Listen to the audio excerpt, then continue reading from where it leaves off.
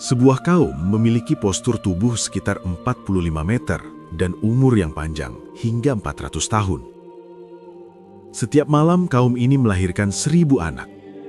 Namun, meski diberi karunia yang begitu besar, mereka justru ingkar terhadap nikmat Allah. Nabi yang diutus kepada mereka adalah Nabi Hud alaihissalam. Inilah kisah kaum raksasa tersebut dan azab yang menimpa mereka setelah mengingkari Allah. Nabi yang diutus setelah Nabi Nuh alaihissalam adalah Nabi Hud bin Abdillah bin Aus, salah satu keturunan Sam bin Nuh alaihissalam. Nabi Hud berasal dari kabilah Ad, salah satu bangsa Arab kuno yang tinggal di wilayah Al-Ahqaf, pegunungan pasir di daerah Yaman, tepatnya di antara Oman dan Hadramaut, dekat Laut Merah. Kaum Ad dikenal sebagai bangsa yang kuat dan berperawakan besar. Ada yang mengatakan bahwa Nabi Hud adalah orang pertama yang berbicara dalam bahasa Arab. Ada pula pendapat lain yang menyebut bahwa yang pertama berbicara bahasa Arab adalah Nabi Nuh. Bahkan ada yang mengatakan Nabi Adam alaihissalam. Bangsa-bangsa Arab sebelum Ismail alaihissalam dikenal sebagai Arab Al-Aribah. Mereka terdiri dari banyak suku, di antaranya Ad, Thamud, Jurhum, Madian, Qahtan, dan lain sebagainya. Sedangkan keturunan Ismail bin Ibrahim dikenal dengan istilah Arab Al-Musta'ribah menurut berbagai riwayat, di antaranya yang disebutkan oleh Muhammad bin Ahmad bin Iyas. Kaum Ad adalah kaum pertama yang kembali menyembah berhala setelah peristiwa banjir besar pada masa Nabi Nuh. Allah menciptakan mereka dengan tubuh yang jauh lebih besar dibanding manusia biasa. Kaum Ad dipimpin oleh seorang raja bernama Jalijan yang tinggi badannya sekitar 45 meter. Karena ukuran tubuhnya yang luar biasa, ketika Jalijan berdiri, ia dapat menghalangi cahaya matahari dari mencapai bumi. Dikisahkan, ia mampu menghancurkan sebuah bukit hanya dengan meletakkan lengannya di atasnya. Sosok Jalijan menunjukkan betapa besar dan kuatnya kaum ini. Menurut Wahab bin Munabih, rata-rata tinggi laki-laki kaum Ad adalah sekitar 45 meter, sementara yang paling pendek pun mencapai 27 meter. Mereka baru dianggap dewasa pada usia 100 tahun dan umur mereka melebihi 400 tahun. Tidak pernah terlihat jenazah dari kaum Ad dan ukuran kepala mereka digambarkan sebesar kubah besar. Ada kisah bahwa 6 orang dari kaum Nabi Musa pernah berteduh di dalam tengkorak kepala seorang laki-laki dari kaum raksasa itu. Ka'ab bin Aslam menyebut bahwa ia pernah melihat seekor serigala beserta anak-anaknya berkumpul di dalam kelopak mata tengkorak seorang dari kaum Ad. Zaid juga pernah menimbang gigi geraham salah satu dari mereka dan beratnya mencapai 10 kilogram, sesuatu yang hampir tidak bisa dibayangkan manusia. Setelah banjir besar Nabi Nuh, kaum Ad semakin jauh dalam kesesatan. Meski memiliki kekuatan dan kekuasaan besar, mereka terus menyembah berhala dan menolak seruan tauhid. Maka Allah mengutus Nabi Hud untuk memperingatkan mereka. Malaikat Jibril datang kepada Nabi Hud membawa perintah Allah. Sampaikan kepada kaum Ad bahwa aku telah memberi mereka kekuatan yang belum pernah diberikan kepada siapapun sebelumnya. Nabi Hud pun mendatangi kaum Ad pada sebuah perayaan besar. Para pembesar dan pemimpin mereka berkumpul, sementara Raja Jalijan duduk di atas singgasana emas bertabur permata. Tingginya lebih dari 45 meter membuatnya tampak seperti gunung di tengah keramaian. Nabi Hud berseru, "Wahai kaumku, sembahlah Allah, tidak ada Tuhan yang layak disembah selain Dia. Berhala-berhala inilah yang menyebabkan kaum Nabi Nuh binasa oleh azab Allah." Namun Raja Jalijan dengan penuh kesombongan menolak. "Celakalah engkau, wahai Hud, kami tidak butuh peringatanmu." Kaum Ad tetap tidak mau mendengar. Nabi Hud lalu memohon kepada Allah. Ia berdoa agar para wanita dari kaum itu menjadi mandul.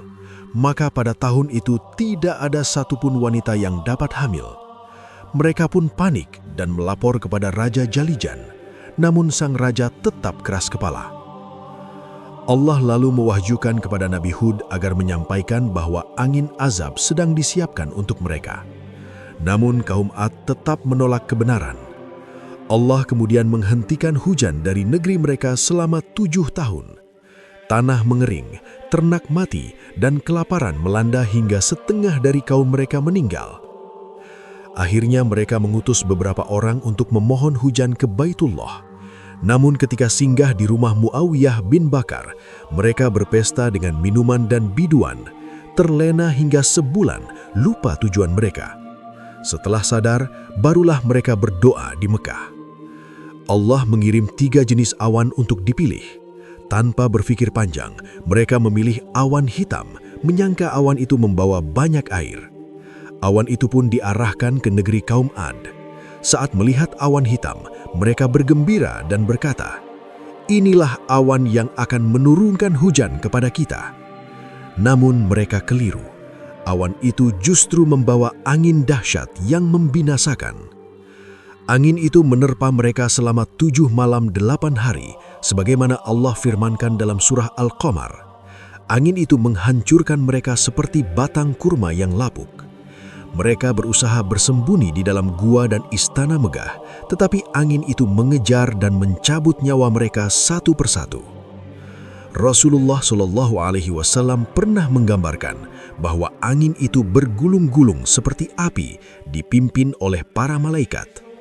Sementara itu, Nabi Hud dan kaumnya yang beriman sudah terlebih dahulu berlindung di tempat aman. Mereka tidak merasakan sedikit pun azab tersebut dan tetap tenang serta nyaman. Sedangkan kaum Ad diterbangkan antara langit dan bumi, dihantam batu-batu hingga hancur luluh. Demikianlah akhir tragis bagi kaum raksasa yang sombong dan ingkar kepada Allah. Di balik semilir angin panas yang diukir oleh pegunungan pasir yang tak berujung, tersembunyi sebuah peradaban yang kemegahannya nyaris menembus langit. Inilah Ar-Ramlah, negeri yang diberkati sekaligus dikutuk, tempat tinggal kaum Ad. Dinding-dinding kota mereka menjulang tinggi, dibentuk dari bongkahan batu besar. Pilar-pilar istananya melebihi ketinggian pohon kurma yang paling menjulang. Namun, bukan arsitektur itu yang menjadi keajaiban utama, melainkan penghuninya. Mereka adalah bangsa raksasa. Rata-rata tinggi laki-laki kaum Ad mencapai 40 hingga 45 meter. Jika mereka berdiri di lapangan kota, siluet tubuh mereka mampu menaungi separuh area seolah-olah matahari telah terbenam mendadak. Umur mereka tidak kalah luar biasa, kebanyakan hidup hingga melewati 400 tahun, menyaksikan pergantian musim dan generasi dengan tatapan mata yang penuh kebosanan. Namun, di tengah segala karunia postur dan usia ini, kekuatan terhebat kaum Ad bersemayam pada kaum wanitanya. Para perempuan raksasa Ad, mereka adalah sumber kekuatan yang paling dibanggakan. Setiap malam, nyaris tanpa jeda, setiap perempuan dalam usia subur mampu melahirkan hingga 1000 bayi.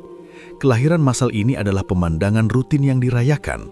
Suara tangis ribuan bayi yang baru lahir, meskipun kecil, jika digabungkan, akan menciptakan gemuruh merdu yang menandai kelanjutan kekuasaan kaum Ad. Dalam satu generasi, populasi mereka bisa melonjak tak terhitung menjadi bangsa yang tak tertandingi di muka bumi. Raja Jalijan, penguasa tertinggi kaum Ad, bangga dengan kekuatan militernya yang tak tertandingi, tetapi ia tahu bahwa tahtanya berdiri tegak di atas pondasi kesuburan para wanitanya. Raja Jalijan yang sendiri tingginya hampir mencapai 45 meter, memerintah dari singgasana emas yang megah, sering mengadakan festival untuk memuja berhala-berhala batu mereka yang terbesar dinamai Syammat, simbol kekuatan dan kesuburan abadi. Malam itu, bulan purnama bersinar penuh di atas Ar-Ramlah. Bukan festival panen atau perayaan kemenangan perang yang diadakan, melainkan malam kelahiran Akbar. Ratu Jalijan, istri Raja Jalijan, berada di tengah panggung yang ditinggikan, dikelilingi oleh para pemimpin perempuan kaum Ad lainnya. Ratu Jalijan, yang tubuhnya sedikit lebih pendek dari suaminya, namun jauh lebih lebar, mengenakan mahkota yang terbuat dari emas murni dan permata besar. Dia melangkah maju, suaranya yang tebal dan dalam menggema ke seluruh alun-alun kota. Suara yang biasanya menandakan kelahiran baru, kini dipenuhi keangkuhan yang berlebihan. "Lihatlah kita, wahai rakyatku," seru Ratu Jalijan. Lengan raksasanya terentang lebar, menunjuk kepada deretan tempat tidur bersalin yang dipenuhi ribuan bayi yang baru saja lahir. "Dengarkan suara tangis ini. Ini adalah janji bahwa kaum Ad tidak akan pernah binasa." Para perempuan raksasa di sekitarnya tertawa bangga. Tawa mereka yang bergema dari tubuh sebesar bukit kecil terdengar seperti guguran batu. "Kami melahirkan ribuan keturunan dalam satu malam. Kami adalah sumber kehidupan yang tak pernah kering," lanjut Ratu Jalijan menatap angkuh ke langit malam yang gelap. "Siapakah yang bisa menandingi karunia ini? Tidak ada."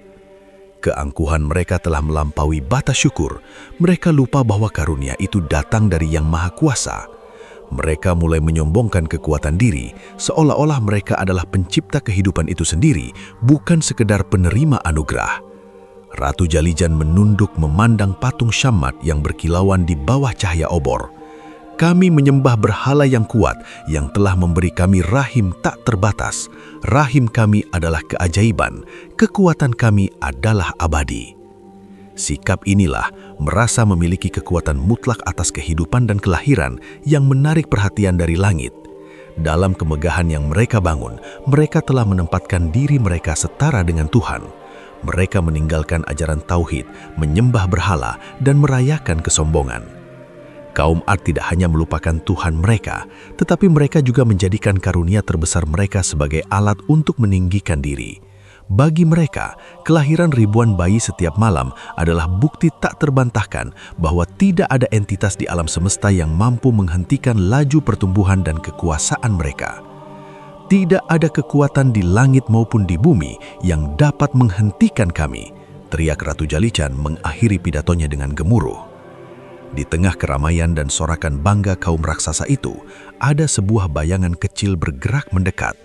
Sosok itu jauh lebih rendah dari lutut Ratu Jalijan, membawa ketenangan yang kontras dengan hiruk-pikuk kesombongan.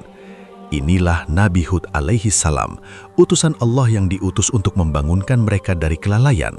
Kehadiran beliau adalah awal dari pertarungan antara keangkuhan yang setinggi langit dan kekuatan sejati yang mengendalikan segalanya. Di tengah keriuhan malam kelahiran Akbar, di mana ribuan bayi baru terus-menerus menangis, dan Ratu Jalijan masih memekikkan kesombongan dari panggung batu, muncullah sosok yang aneh. Nabi Hud berdiri tegak. Tinggi badannya yang normal untuk manusia biasa, bahkan tidak mencapai betis para raksasa yang menyambut fajar dengan pesta pora. Beliau berjalan tenang menuju kerumunan, membawa aura kedamaian dan kesedihan yang mendalam. Jubahnya sederhana, dan sorot matanya memancarkan cahaya kebenaran yang kontras dengan kemewahan dan kegelapan spiritual di sekitarnya. Beberapa raksasa yang sedang mabuk khamar dan bangga dengan anak-anak mereka yang baru lahir, pertama-tama mengira beliau hanyalah anak-anak kecil yang tersesat atau pelayan yang salah jalan. "Minggir, wahai makhluk kecil!" gertak seorang prajurit raksasa. Suaranya seperti batu besar yang digulingkan. "Tempatmu bukan di sini, tempat suci bagi para ibu dan raja." Nabi Hud tidak mundur. Beliau menengadahkan kepala, meskipun pandangannya hanya mencapai batas pinggang prajurit itu. Dengan suara yang lembut namun penuh wibawa, suara yang berusaha menembus gemuruh keangkuhan, beliau berujar, "Wahai kaumku, aku bukanlah makhluk kecil yang tersesat. Aku adalah Hud bin Abdillah bin Aus, seorang saudara dari kabilah kalian, dan aku datang membawa kabar yang lebih berharga daripada ribuan bayi yang kalian lahirkan." Semua mata raksasa kini tertuju kepadanya. Raja Jalijan yang duduk di singgasananya di atas bukit menyipit mata. Sementara Ratu Jalijan yang berdiri di panggung yang sama tertawa terbahak-bahak. Tawa itu begitu kuat, hampir-hampir memadamkan api obor di sekitarnya. "Lihatlah suamiku," cebir Ratu Jalijan, menunjuk Nabi Hud dengan jemari sebesar gada. "Dia mengaku membawa kabar berharga. Apa yang bisa dibawa oleh sebongkah debu seperti dia? Mungkin dia membawa resep untuk membuat susu bayi. Tawa cemooh segera menyambut ucapan Ratu Jalijan. Nabi Hud menunggu sampai tawa itu mereda. Lalu ia mengulangi seruannya dengan kesabaran seorang nabi. Wahai kaumku, sembahlah Allah, Tuhan yang Maha Esa. Dialah yang menciptakan kalian dengan postur yang luar biasa. Dialah yang memberikan kalian umur yang panjang. Dan dialah yang menganugerahkan kepada kaum wanitamu kekuatan dahsyat untuk melahirkan ribuan nyawa. Jangan sombong atas nikmatnya. Suasana seketika berubah tegang. Nama Allah dan seruan Tauhid adalah hal yang asing dan menakutkan bagi mereka yang telah lama menyembah berhala dan diri sendiri. Raja Jalijan bangkit dari singgasananya. Bayangannya yang menjulang menutupi sebagian besar alun-alun. Engkau berani datang ke sini di tengah perayaan kekuatan kami dan menyuruh kami meninggalkan Tuhan kami yang telah memberi kami segalanya, raung Raja Jalijan. Engkau mencoreng kebahagiaan para ibu yang baru saja melahirkan. Siapa sebenarnya engkau ini? Aku adalah utusan Allah kepada kalian, jawab Nabi Hud tegas. Aku tidak meminta upah, melainkan hanya ingin menyelamatkan kalian dari azab yang pasti datang jika kalian terus ingkar. Namun seperti yang sudah-sudah, penolakan paling kejam dan pribadi justru datang dari kaum wanita raksasa. Ratu Jalijan yang merasa karunia melahirkan adalah kebanggaannya yang tak tersentuh, melangkah turun dari panggung hingga wajahnya yang dipenuhi kebencian berada tepat di atas Nabi Hud. Kami tidak butuh keselamatanmu, wahai makhluk kecil, maki Ratu Jalijan. Suaranya bergetar karena amarah. Kami, para wanita raksasa, adalah sumber kekuatan kaum ini. Kekuatan kami nyata, dapat dilihat dalam ribuan keturunan yang kami lahirkan setiap malam. Kekuatanmu hanya kata-kata kosong tentang Tuhan yang tak terlihat. Para wanita raksasa lain segera menyuarakan dukungan. Dia iri pada kesuburan kita.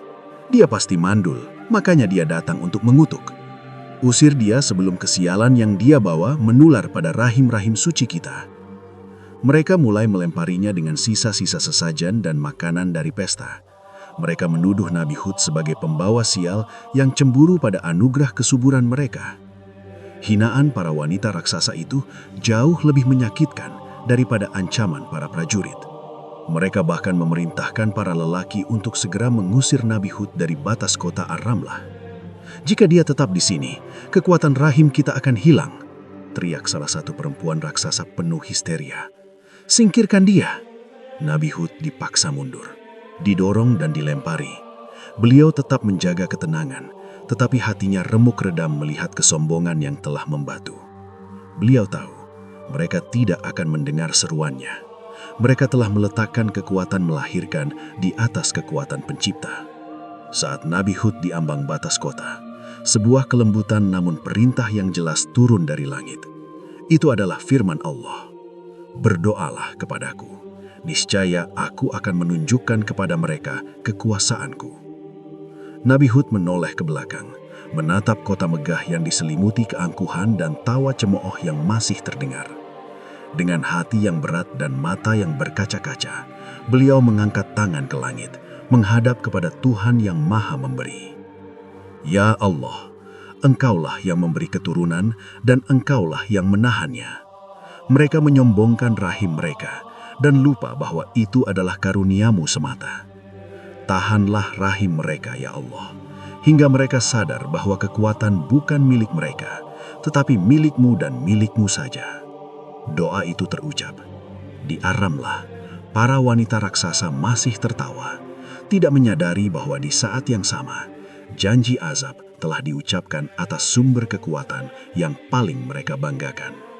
Tawa cemooh para perempuan raksasa masih menggantung di udara Ar-Ramlah, berbaur dengan aroma pesta dan sisa-sisa sesajen yang mereka lemparkan kepada Nabi Hud. Mereka merasa menang. Sosok kecil yang berani menantang keangkuhan mereka telah diusir, dan kini mereka bebas merayakan lagi anugerah tak terbatas yang mereka yakini sebagai milik mereka sendiri. Ratu Jalijan kembali ke panggung, suaranya kembali lantang. Lihat, apa yang bisa dilakukan oleh manusia kecil itu? Tidak ada. rahim kita tetap kuat, berhala kita tetap agung. Namun, sebuah keheningan yang aneh mulai menyelimuti kota. Malam itu, seperti malam-malam sebelumnya selama ribuan tahun, seharusnya menjadi puncak aktivitas di Ar-Ramlah. Para tabib dan perawat raksasa sudah bersiap di pusat-pusat kelahiran. Tempat tidur berlapis gading yang disediakan bagi para ibu penuh sesak. Udara seharusnya dipecah oleh rintihan singkat para ibu yang melahirkan dan, yang paling penting, tangisan ribuan bayi yang baru melihat dunia. Namun, tidak ada rintihan, tidak ada tangisan. Para perempuan raksasa yang sudah mulai merasakan kontraksi, tiba-tiba merasakan sensasi yang asing. Kontraksi itu, yang biasanya intens dan cepat, mendadak berhenti. Rahim mereka, yang biasanya terasa seperti lautan bergejolak penuh kehidupan, mendadak menjadi tenang. Awalnya, mereka mengira itu hanya kelelahan dari perayaan yang panjang. "Mungkin kita terlalu bersemangat malam ini," bisik seorang perempuan raksasa kepada rekannya. "Kita harus beristirahat. Besok malam pasti akan kembali normal." Namun saat jam-jam terus berdetak dan fajar mulai menyingsing di balik pegunungan pasir, keheningan itu tidak menghilang. Sebaliknya, keheningan itu semakin tebal, semakin menekan. Para bidan raksasa mulai mondar-mandir panik. Ini belum pernah terjadi. Selama ratusan tahun hidup mereka, tidak pernah ada satu malam pun tanpa kelahiran.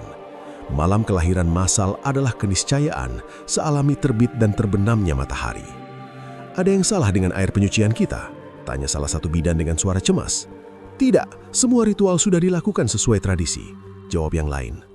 Ketika matahari terbit, menerangi Ar-Ramlah dengan cahaya keemasan, kenyataan pahit itu terpampang jelas. Tidak ada satupun bayi yang lahir pada malam itu. Seluruh negeri terasa beku. Tidak ada tangis bayi, tidak ada kehangatan hidup baru. Hanya ada keheningan yang mematikan, menggantikan gemuruh kehidupan yang selama ini mereka sombongkan. Kepanikan pun merebak. Para perempuan raksasa mulai memeriksa diri mereka. Yang tadinya merasakan perut penuh dan berat, kini merasa kosong. Rahim mereka yang semalam terasa seperti sumber kekuatan tak terbatas, kini terasa seperti batu yang kering dan hening. Seorang perempuan raksasa menjerit histeris. "Apa yang terjadi dengan rahim kami? Keajaiban ini hilang. Patung Syamad diam. Mengapa?" Ratu Jalijan yang terbangun oleh kegaduhan bergegas menuju pusat kelahiran. Ia melihat kengerian di wajah para perempuan raksasa. Wajah-wajah yang biasanya dipenuhi kebanggaan dan keangkuhan, kini wajah-wajah itu dipenuhi ketakutan dan kebingungan. "Tenang," perintah Ratu Jalijan, berusaha mempertahankan wibawanya meskipun hatinya sendiri mulai diselimuti rasa dingin yang aneh. "Ini pasti ulah si penyihir kecil yang diutus semalam. Dia pasti telah melakukan sihir kotor untuk mengganggu kita." Mereka segera mengadu kepada Raja Jalijan. "Wahai Raja, kami mandul, rahim kami telah ditahan. Ini adalah kutukan. Kami tidak melahirkan 1000 anak, kami tidak melahirkan satu pun."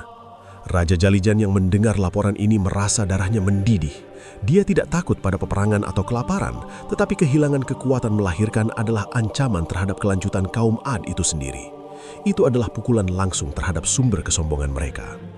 "Panggil semua dukun dan tabib," raung Raja Jalijan. "Panggil penyihir dari seluruh penjuru negeri, periksa setiap perempuan, obati mereka, jangan biarkan keajaiban ini hilang." Namun, semua usaha sia-sia.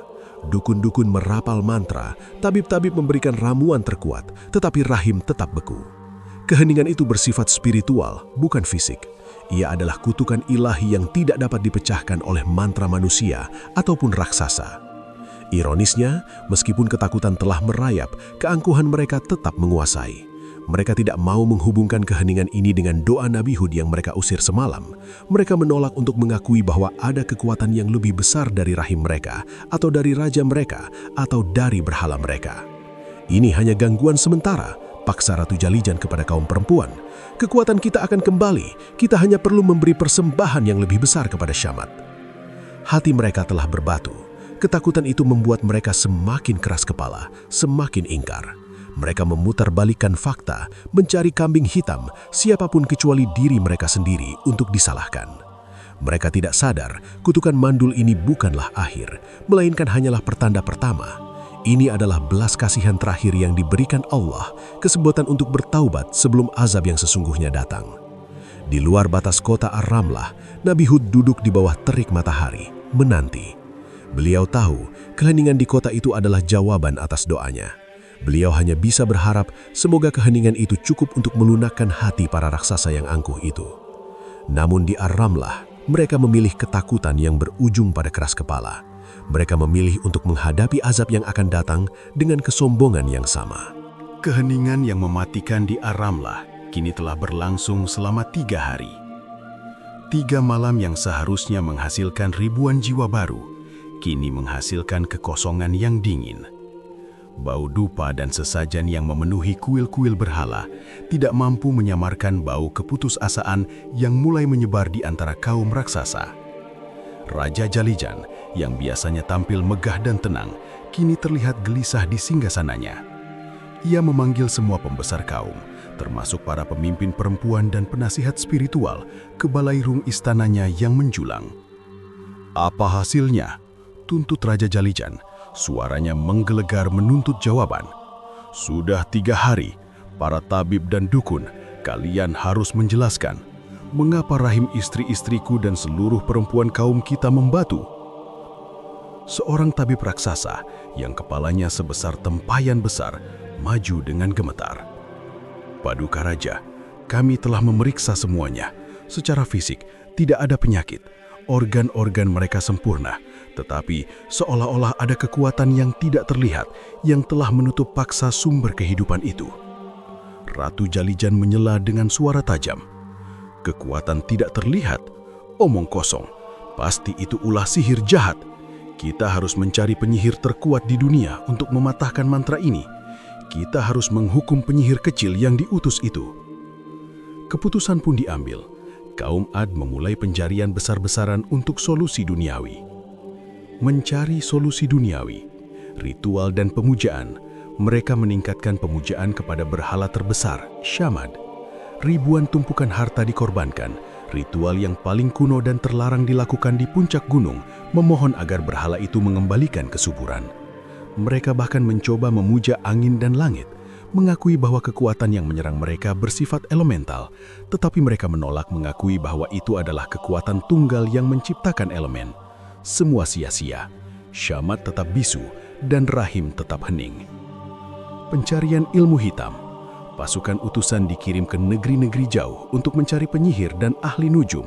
Namun setiap penyihir yang mereka temui, betapapun kuatnya, kembali dengan kepala tertunduk. Mereka semua mengatakan hal yang sama. Ini bukan sihir manusia, ini adalah kutukan yang datang dari langit, yang mengunci kekuatan kelahiran itu sendiri. Memperkuat diri sendiri, Raja Jalijan kemudian memerintahkan para perempuan untuk meningkatkan asupan makanan dan minuman terkuat, membangun kembali kekuatan fisik mereka. Mereka makan daging-dagingan yang langka, minum ramuan vitalitas. Namun tubuh yang super kuat tidak berarti apa-apa jika sang pemberi kekuatan telah menarik anugerahnya. Konfrontasi internal dan penolakan. Seiring waktu berjalan, hari-hari tanpa kelahiran menjadi minggu-minggu tanpa kelahiran. Kepanikan perlahan berubah menjadi keputusasaan yang dingin. Namun ironisnya, keputusasaan itu tidak menghasilkan taubat, melainkan kekerasan hati yang lebih dalam. Ratu Jalijan adalah yang paling menolak kebenaran. Hilangnya kesuburan adalah hilangnya identitas dan kekuasaan baginya. Ia tidak bisa menerima bahwa dirinya yang selama ini diagungkan sebagai sumber kekuatan kaum Ad kini telah menjadi simbol kelemahan. "Kita tidak akan mengakui bahwa doa seorang manusia kecil telah mengalahkan kita," seru Ratu Jalijan di hadapan para perempuan raksasa. "Ini adalah ujian, berhala kita sedang menguji iman kita. Kita harus lebih sombong, kita harus lebih kuat."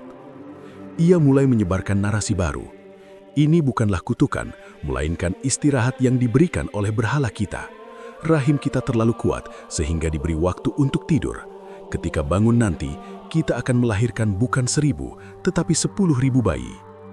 Kaum perempuan raksasa karena terlalu takut untuk menghadapi kebenaran pahit bahwa mereka telah kehilangan kuasa, memilih untuk percaya kepada kebohongan yang menghibur ini. Mereka bersikeras bahwa kekuatan mereka hanya ditidurkan. Kembalinya Nabi Hud, peringatan terakhir. Melihat kerasnya hati kaumnya, Nabi Hud kembali lagi ke perbatasan kota. Kali ini beliau datang bukan untuk mengancam, namun untuk menawarkan solusi yang tulus di tengah penderitaan yang baru.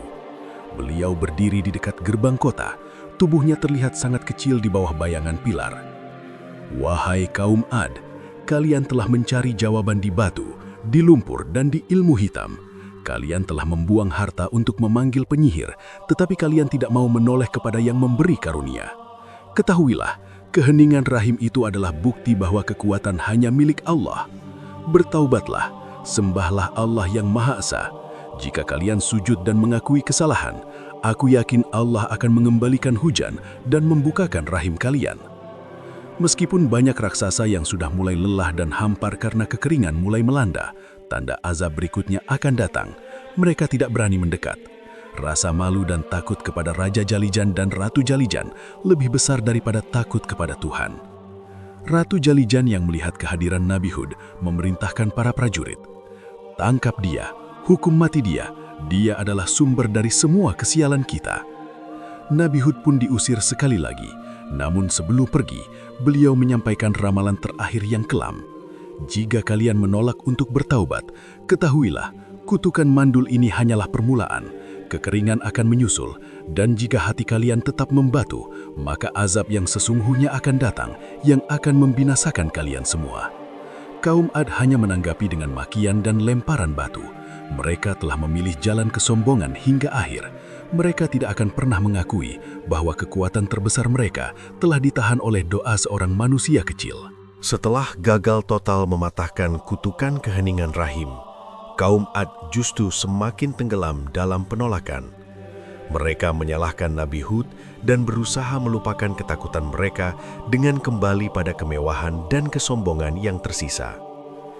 Namun, alam mulai bersekongkol dengan azab yang sudah dijanjikan. Allah telah menghentikan hujan, tidak hanya rahim mereka yang kering, tetapi juga tanah mereka.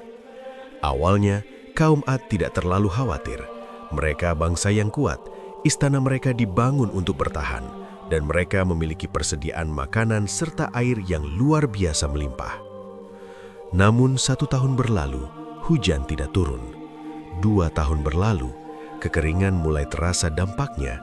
Sungai-sungai yang biasanya deras mengalir dari pegunungan perlahan surut. Kolam-kolam penampungan air mulai mengering.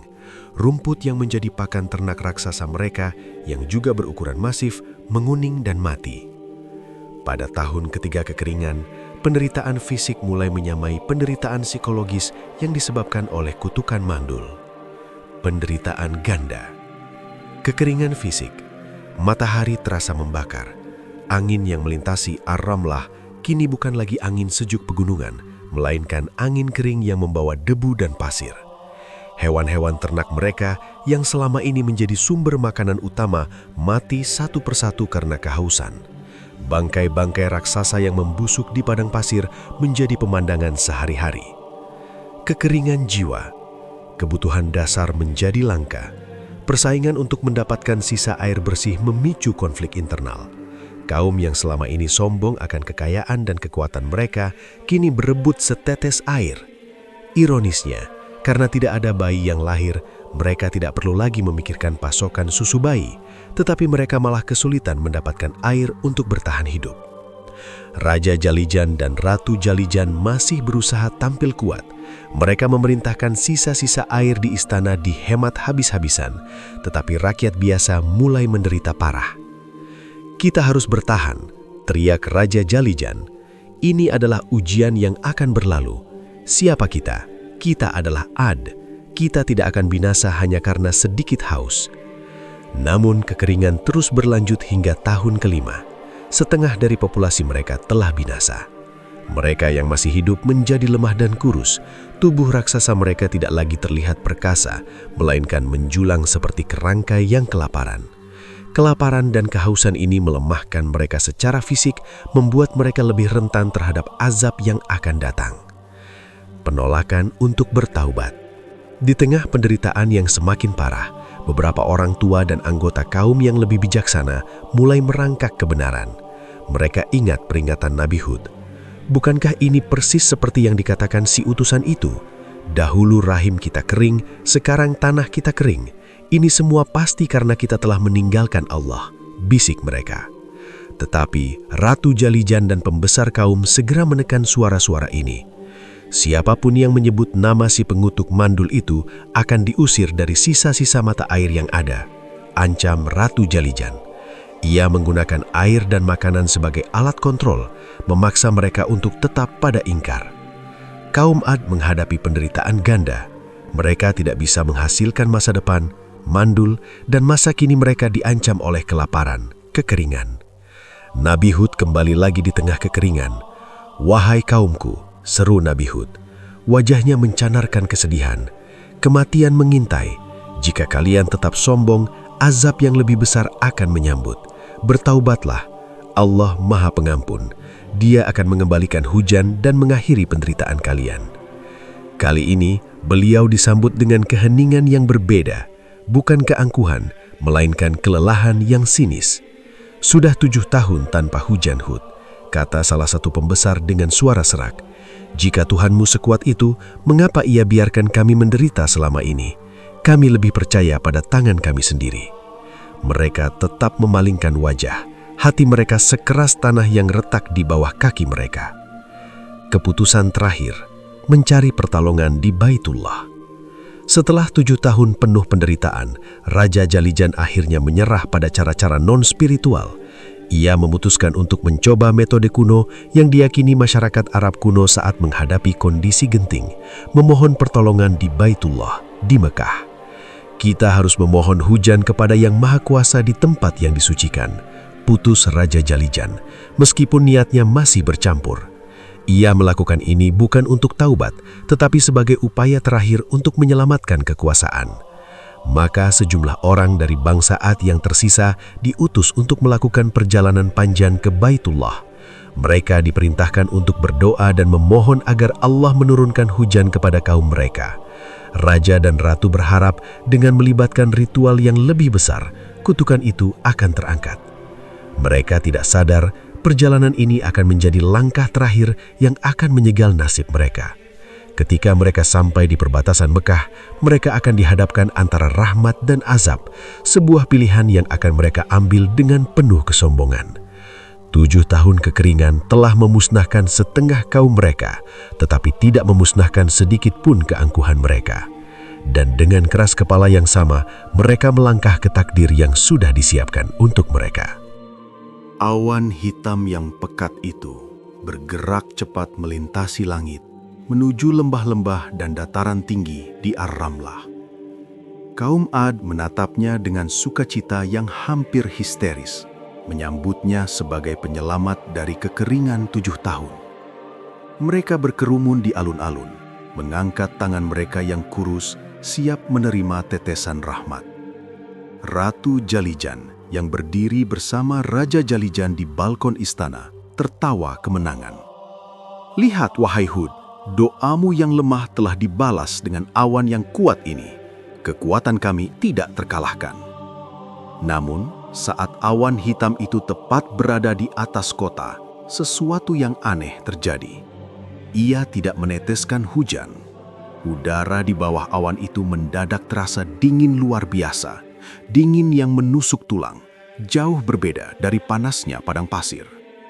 Kemudian datanglah suara, bukan suara gemuruh hujan, melainkan suara auman yang sangat dahsyat, seolah-olah seluruh pegunungan pasir meledak secara bersamaan.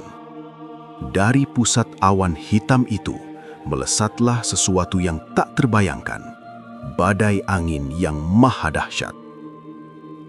Ini bukanlah angin sepoi-sepoi padang pasir, bukan pula angin topan biasa. Ini adalah angin syarsyar, angin yang sangat kencang, disertai suhu yang membekukan, yang dikirimkan langsung oleh Allah sebagai balasan atas kesombongan yang telah mendarah daging. Badai itu menghantam Ar-Ramlah tanpa ampun. Reaksi pertama kaum Ad adalah kebingungan total. Angin yang lembut berubah menjadi dinding udara yang padat, mendorong mereka dengan kekuatan yang tak tertandingi. "Apa ini? Ini bukan air!" teriak para raksasa ketakutan. "Ini hanyalah angin," raung Raja Jalijan berusaha mempertahankan ketenangannya. "Kita lebih besar dan kuat dari angin. Berlindung!" Para raksasa yang tingginya 40 meter lebih segera berlarian mencari perlindungan di balik istana batu mereka yang kokoh. Mereka mencoba berlindung di gua-gua besar dan rumah-rumah yang mereka yakini kebal terhadap unsur alam. Namun, angin itu memiliki kekuatan yang melampaui logika mereka. Kekuatan angin pembinasa. Dalam hitungan detik, azab itu menunjukkan kekuatannya. Angin syarsyar tidak hanya meniup, tetapi juga mencabut. Mencabut akar. Bangunan-bangunan batu yang dibanggakan, yang selama ini mereka yakini tak tergoyahkan, mulai retak dan hancur seperti tanah liat kering. Angin itu menyelinap melalui celah-celah terkecil dan menghancurkan fondasi dari dalam. Mencampakkan tubuh. Angin itu mengejar setiap individu. Seorang prajurit raksasa yang seberat beberapa ton terangkat ke udara seolah-olah ia adalah bulu angsa. Tubuh mereka yang besar dan berat, yang selama ini menjadi sumber keangkuhan, kini menjadi beban dan sasaran empuk bagi angin. Al-Quran menggambarkan nasib mereka dengan kengerian. Mereka tercampak seperti batang-batang kurma yang telah lapuk. Tubuh-tubuh besar raksasa itu diputar-putar, dilempar dan dibanting ke tanah dan bebatuan, meremukkan tulang-tulang mereka hingga menjadi serpihan. Mereka yang selama ini menyombongkan postur dan usia panjang, kini tak berdaya hadapan kekuatan Allah. Ratu Jalijan dan Raja Jalijan menyaksikan kehancuran itu dari balkon istana. "Tutup semua pintu, panggil pasukan," perintah Raja Jalijan. Suaranya kini dipenuhi keputusasaan, bukan lagi kesombongan. Namun, tidak ada pasukan yang bisa menghentikan badai yang diciptakan oleh Tuhan. Angin itu merobek atap istana Raja Jalijan, membuat pilar-pilar besar ambruk.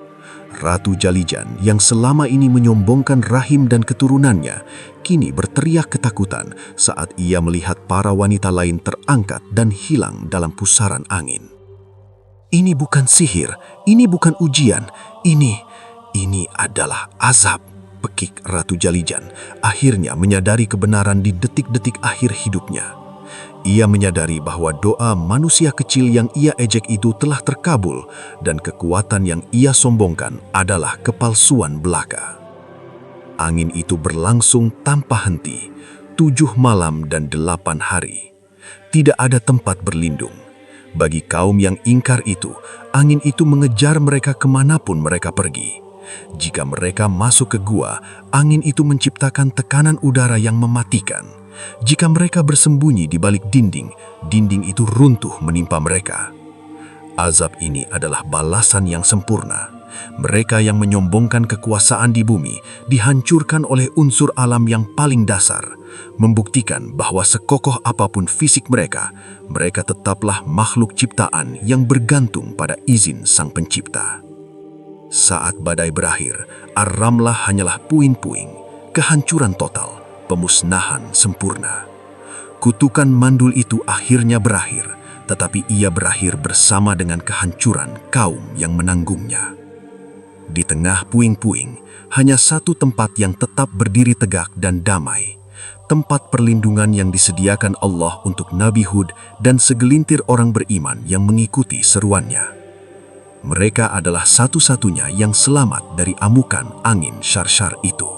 Setelah 7 malam dan 8 hari tanpa henti, badai angin syarsyar akhirnya mereda. Keheningan yang menyambut pagi hari itu jauh lebih mencekam daripada keheningan rahim di awal kutukan. Karena keheningan kali ini adalah keheningan kematian massal. Matahari terbit perlahan, menyinari Ar-Ramlah yang kini telah berubah menjadi kuburan raksasa. Kota yang dulu megah itu telah rata dengan tanah. Istana-istana setinggi bukit hanyalah tumpukan puing-puing batu besar. Pilar-pilar gading dan emas terkubur di bawah timbunan pasir dan debu yang dibawa oleh angin pembinasa. Pemandangan itu mengerikan dan menjadi bukti nyata kekuasaan ilahi. Di mana-mana tergeletak sisa-sisa tubuh raksasa kaum Ad. tubuh-tubuh setinggi 40 meter yang dulu melambangkan kesombongan dan kekuatan yang tak tertandingi, kini tercampak tak berdaya. Angin telah mematahkan leher, memisahkan kepala dari badan, dan meremukkan tulang-tulang mereka, meninggalkan mereka dalam posisi menyedihkan, seperti batang-batang pohon kurma yang telah dicabut akarnya dan lapuk. Akhir dari keangkuhan. Raja Jalijan dan Ratu Jalijan yang tubuhnya ditemukan terhimpit di bawah puing-puing istana mereka adalah representasi akhir dari keangkuhan kaum Ad. Mereka yang menyombongkan postur, kekayaan, dan terutama kesuburan rahim kini tak lebih dari mayat-mayat besar yang tertutup debu.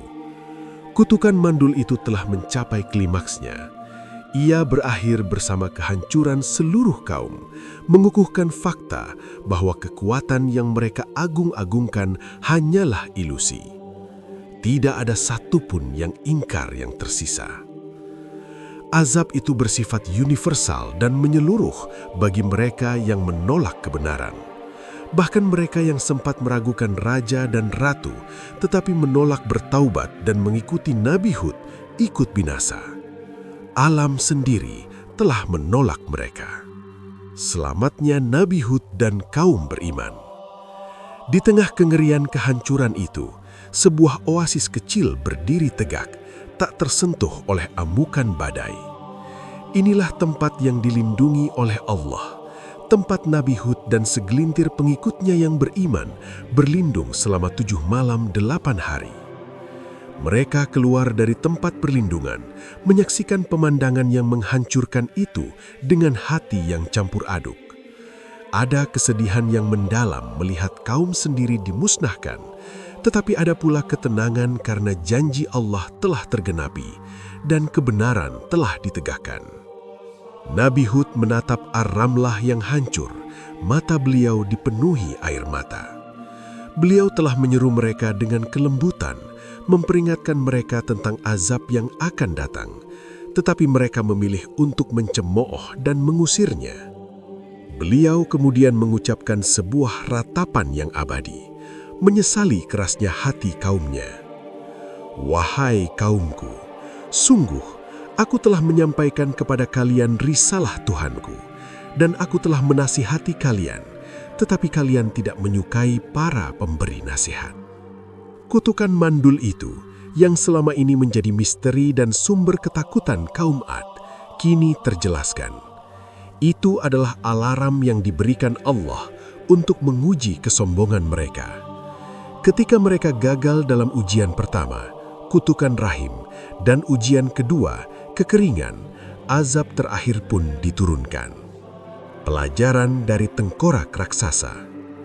Nabi Hud dan kaumnya yang selamat tidak lama tinggal di Ar-Ramlah. Mereka tahu tempat itu kini adalah tanah hukuman, tempat yang penuh pelajaran pahit. Mereka diperintahkan Allah untuk bermigrasi. Sebelum pergi, mereka menyaksikan sisa-sisa tubuh kaum Ad, sebuah pelajaran yang akan mereka bawa seumur hidup.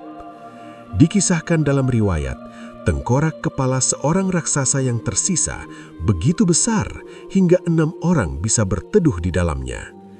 Gigi geraham salah satu dari mereka ditimbang dan beratnya mencapai 10 kilogram. Peninggalan fisik kaum Ad ini yang ukurannya fantastis menegaskan 2 hal. Karunia Allah yang besar. Allah memang telah memberikan mereka karunia postur dan kekuatan yang tak terbayangkan. Akhir dari keangkuhan. Karunia sebesar apapun tidak berarti apa-apa jika tidak disertai rasa syukur dan ketaatan. Kutukan mandul, kekeringan, dan badai angin ini adalah siklus lengkap yang dimulai dari satu titik, kesombongan perempuan raksasa atas anugerah kesuburan. Mereka menolak kebenaran, menolak peringatan, dan akhirnya menuai hasil dari keangkuhan mereka. Nabi Hud dan kaum berimannya meninggalkan Ar-Ramlah menuju tempat baru yang dijanjikan Allah untuk mereka. Mereka membawa serta kisah kehancuran kaum Ad sebagai peringatan abadi bagi umat manusia yang akan datang. Ar-Ramlah, negeri yang dikelilingi gunung-gunung terukir angin, kini ditinggalkan dalam keheningan total. Hanya menyisakan bukit-bukit pasir dan tulang belulang raksasa, saksi bisu dari akhir tragis sebuah kaum